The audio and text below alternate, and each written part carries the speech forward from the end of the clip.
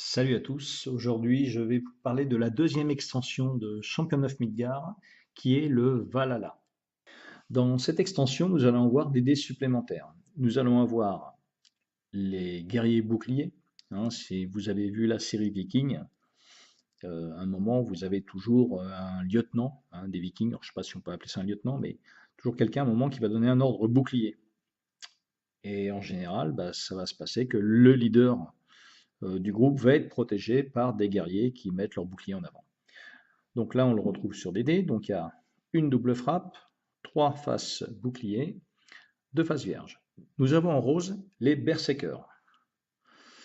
Donc il y a 3 fois 2 touches, donc ils frappent fort, les berserkers, 2 fois une touche et une face vierge. Et enfin, nous avons les leaders. Alors, les leaders, il n'y a que 5 dés, tout simplement parce qu'on peut jouer jusqu'à 5 maximum, à condition d'avoir l'extension Dark Mountain. Et c'est un dé par leader.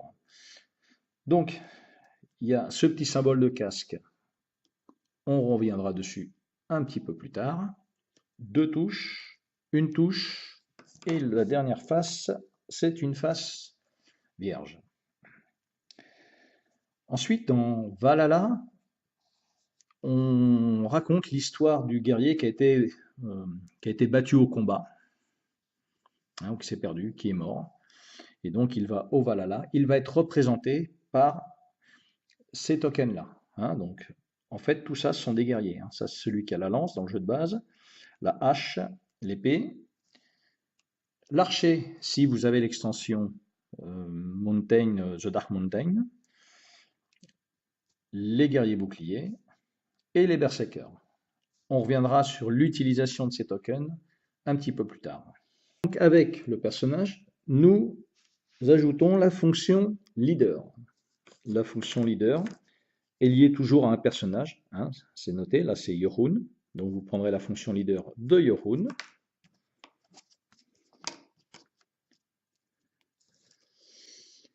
Et derrière, nous retrouvons notre fameuse face du casque qu'il y avait sur le dé de leader. Ce qui veut dire que lors d'un combat, lorsque cette face apparaîtra quand on jettera notre dé leader, nous appliquerons tout simplement ce qui est écrit ici. Ça se déroulera avant le combat. Nous y reviendrons un petit peu plus tard. Donc ce dé, par contre, ne fait pas partie de votre maximum de guerriers. Il est en plus. Donc vous pourrez avoir au maximum 9 dés. Donc chaque leader a son propre pouvoir. Donc là, c'est expliqué. Vous gagnez un point de gloire pour chaque guerrier que vous perdez dans les combats pendant ce round. Si vous ne perdez pas de guerrier, vous gagnez une faveur. Ce petit plateau additionnel que chaque joueur aura, ce sera pour mettre les guerriers qui sont morts au combat. Donc quand je dis mort au combat, c'est soit le combat, évidemment, mais il peut être perdu en mer, il peut être perdu en montagne. En fait, tous les guerriers que vous perdrez.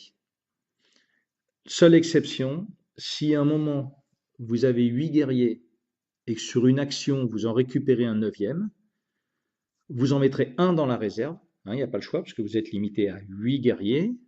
Par contre, celui-là ne sera pas mort, il retourne dans la réserve, donc il ne viendra pas au Valhalla. Vous ne prendrez pas son token, vous ne le mettrez pas là. Voilà, c'est la seule exception. À cette extension vient s'ajouter également un plateau additionnel. Donc les 6 cases du bas sont destinées aux bénédictions des Valkyries, les 3 cases du haut aux monstres épiques. Avant de vous expliquer comment nous allons utiliser ce plateau additionnel, je vais vous expliquer comment on va sur ce plateau additionnel. On a un combat, donc ici on va combattre un Bergrisar. J'ai décidé de lui attribuer 3 dés. Tous ces petits symboles ont été expliqués dans la règle de Dark Mountain. Donc je vais jeter 3 dés. Et là je ne fais aucune touche. Donc j'ai eu un jet de dés un peu pourri, mais c'est pas grave, ça va me permettre de bien vous expliquer le Valhalla.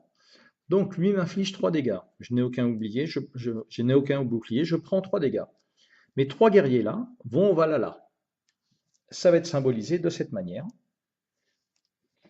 Je vais récupérer un token noir, un token épée, le blanc, et un token lance. Ces 3 tokens, je vais les prendre et je vais les mettre dans mon petit plateau additionnel près de mon personnage. Ce sont mes 3 guerriers qui ont été au Valhalla. Comment utiliser ces tokens? Nous passons cette fois au plateau additionnel. Donc, la partie des bénédictions, des Valkyries, je vous avais dit, ce sont les 6 cases du bas du plateau. Donc là, il y a 5 cartes. On va se concentrer uniquement sur la partie du bas. Hein. C'est pas important, c'est exactement pareil. La phase du Valhalla se situe après les combats. Toujours après les combats. Donc, il y a des cartes. Je vais vous les expliquer après. D'abord, on a cette carte permanente. Donc, on peut dépenser 2 symboles, quels que soient les symboles, de guerriers qui sont vaincus, pour gagner un point de gloire. Mais on a aussi possibilité de dépenser 3 symboles pour gagner n'importe quel guerrier de la réserve. Et je dis bien n'importe quel guerrier. On ne récupère pas, si son leader a été blessé lors d'un combat, on ne le récupère pas de cette façon. Je vous expliquerai après comment on le regagne. Juste savoir que le fameux des bleus, le leader, lui, ne meurt jamais. C'est-à-dire s'il perd un combat et puis que vous décidez de l'enlever, il retourne dans la réserve, mais il est que blessé. Donc vous n'aurez jamais de pion pour le leader. Le leader ne meurt jamais. Si je dépense 2 tokens, ça peut être les deux mêmes, c'est pas important, je gagne un point de pouvoir. Dans ce cas-là, ceci retourne dans la réserve des guerriers morts. Et si j'en dépense 3, je peux gagner n'importe quel guerrier depuis la réserve. Et bien sûr, les 3 guerriers morts repartent de nouveau dans leurs piles respectives. Autre possibilité, pour utiliser vos guerriers morts au combat, vous pouvez acheter des cartes. Donc, on va prendre l'exemple de celle-là. Pour 2 haches, donc 1, 2, plus un token de votre choix, vous allez gagner 2 guerriers berserkers. Vous allez mettre tout de suite sur votre personnage. Et si votre leader a été blessé, vous récupérerez son dé. Un personnage ne peut pas avoir plus d'un leader. C'est pour ça qu'il n'y a que 5 dés bleus dans le jeu, car on peut jouer à 5 maximum, avec l'extension The Dark Mountain. Passons maintenant à la partie supérieure du plateau, qui a 3 emplacements de cartes. Ce sont les monstres épiques. Alors, suivant le nombre de joueurs, on vous dira de placer 2 ou 3 cartes. Toujours après un combat, on est dans la même phase, vous aurez possibilité de récupérer une carte monstre épique. Il faut savoir qu'après vos combats, vous pouvez utiliser tous vos guerriers morts au combat pour acheter plusieurs cartes. Vous n'êtes pas limité à une seule carte. Vous pouvez très bien prendre une bénédiction, une carte épique monstre, enfin 2. Après, vous voyez, bon, après, il faut quand même beaucoup de ressources. Donc, on va prendre un exemple. Après le combat, vous décidez d'acheter cette carte.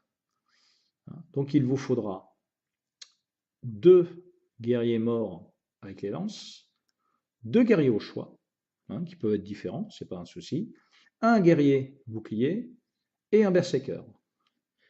Dans ce cas-là, vous viendrez gagner 12 points de victoire. Et derrière, il y aura aussi une condition de fin de victoire. Il n'y a que 9 cartes monstres épiques dans le jeu. Je vais vous les détailler juste après. Je vais vous détailler les 9. On regardera aussi quelques exemples de bénédiction des Valkyries. C'est les cartes que je vous ai montrées avant. Par contre, il y en a 27, je ne vais pas tout vous détailler. Mais ça vous permettra de voir un petit peu ce qu'il y a dans le jeu. Le détail des 9 cartes monstres épiques. Donc vous avez le nom du monstre. Par contre, vous voyez, eux n'ont pas de couleur particulière autour. C'est-à-dire qu'ils ne vont pas compter dans vos sets de monstres à la fin du jeu. Donc on va prendre celui-là. Celui-là rapporte 9 points de gloire.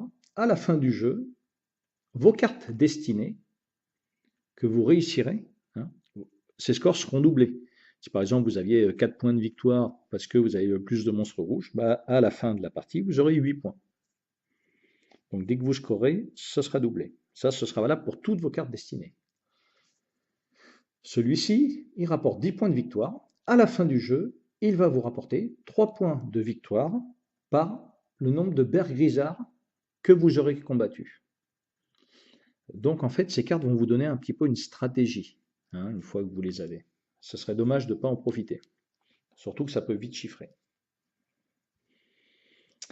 Fenrir, lui, vous rapportera 8 points de victoire, ainsi que 4 points de victoire par troll que vous aurez combattu. Alors, que vous avez vaincu, hein, que vous aurez dans votre pile de monstres. Ymir, lui, vous rapportera 12 points de victoire. À la fin du jeu, chaque ennemi, donc avec le petit triangle bleu, donc chaque ennemi de couleur bleue, comptera pour 2 dans vos sets. Un exemple, vous avez 2 monstres jaunes, 2 monstres rouges, un monstre bleu. Si vous n'avez pas de bonus particulier, vous ne pourrez scorer que un set de 3 monstres différents, c'est-à-dire un jaune, un rouge, un bleu, ça vous rapportera, je crois, ces 5 points. Si vous avez la fameuse carte Ymir, le monstre bleu comptera pour 2. C'est-à-dire, dans notre exemple, nous avons 2 monstres jaunes, 2 monstres rouges et 2 monstres bleus. Hein, et on parle bien d'ennemis. Autant Bergrisard, des fois, est employé pour les bonus, autrement ça peut être troll. Mais dès qu'on parle d'ennemis, c'est tous les monstres confondus. Nous avons également la même carte avec les monstres jaunes, la même carte avec les monstres rouges. Nous avons alors celle-ci, elle est un petit peu particulière. Elle vous rapportera à la fin du jeu un point de gloire par jeton blâme que tous les joueurs possèdent. C'est-à-dire, si vous jouez à 5 et que le total cumulé de jetons blâme est de 10, bah vous marquerez 10 points de victoire. Celui-ci, vous gagnerez 4 points de victoire par monstre. Attention, les monstres, ce sont uniquement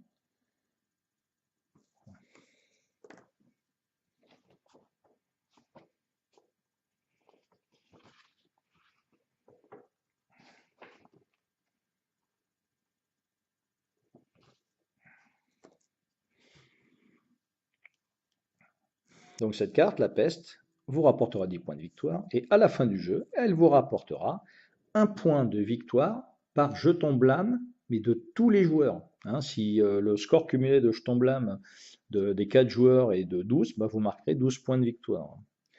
Sur celle-ci, vous marquerez 4 points de victoire par carte monstre que vous avez.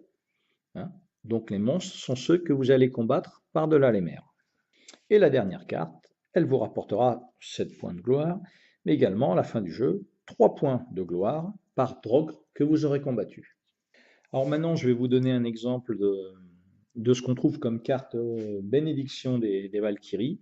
Alors je ne vais pas vous montrer les 27, hein, surtout qu'il y en a qui sont en double, donc on retrouve les mêmes choses, mais c'est juste pour vous donner un ordre d'idée. Alors, celle-ci, elle va vous donner le nombre de points de victoire en fonction du tour. Vous avez ce petit token là, ou ça peut être un pion cartonné, hein, pour ceux qui n'auront pas la version Kickstarter. Ce petit token, c'est le token que l'on bouge en fonction des tours. Donc, plus on sera haut dans les tours, plus ça vous rapportera de points de victoire. Plus une nourriture quand vous allez chasser.